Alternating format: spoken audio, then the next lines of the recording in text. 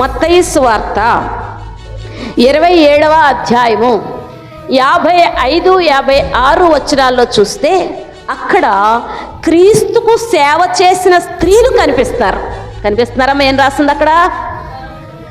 ఆయనకు ఉపచారము చేయుచున్నారు. హల్లెలూయా. శిష్యులేమో రొట్టెలు తిని చేపలు తిని చెదిరిపోతే స్త్రీలు ఏం చేస్తున్నారంటండి? ఉపచారం, సేవ చేస్తున్నారంట క్రీస్తు వారికి. చాలామంది దైవజనులకు పరిచర్య చేయటంలో వారి ఉద్దేశం ఏంటో చెప్పనా?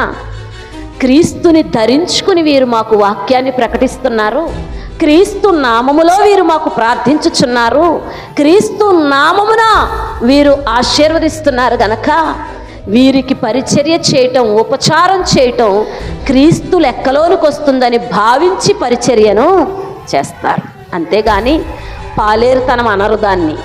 దాన్ని ఏమనరండి? పాలేరుతనము అని అనరు.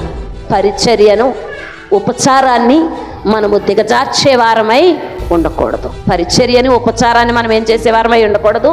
దిగజార్చేవారమై. ఇప్పుడు క్రీస్తు నువ్వు సేవ చేస్తానంటే పరలోకం విడిచి లోకానికి వస్తాడా? నేను నీకు పరిచర్య చేస్తానంటే శరీరధారిగా వచ్చి నిలబడతాడా? కానీ తన అధికారాన్ని, తన ఆత్మను ఇచ్చి నిలబెట్టిన దైవజనులు ఎందరో ఈ భూమి మీద మీరు క్రీస్తులు కారా అన్నాడు పౌలు గారు. ఎవరంటండి వారు? వీరు క్రీస్తులు కారా అంటే ప్రాణం పెట్టలేరు కానీ రక్షకుణ్ణి ప్రకటించగలిగిన వారు.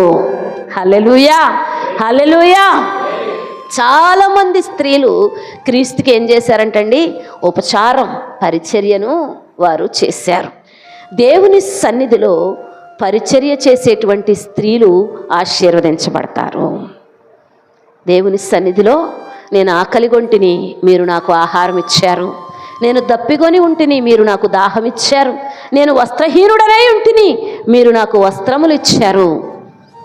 అయ్యో ప్రభువా మేము ఎప్పుడు ఇదంతా చేశాం, అయ్యో ప్రభువా మేము ఎప్పుడు ఇదంతా చేశామంటుంటే మీరు నా నామం పేరిట ఒక చిన్నవానికి, ఎవరికి చేశారన్నాడు దేవుడు?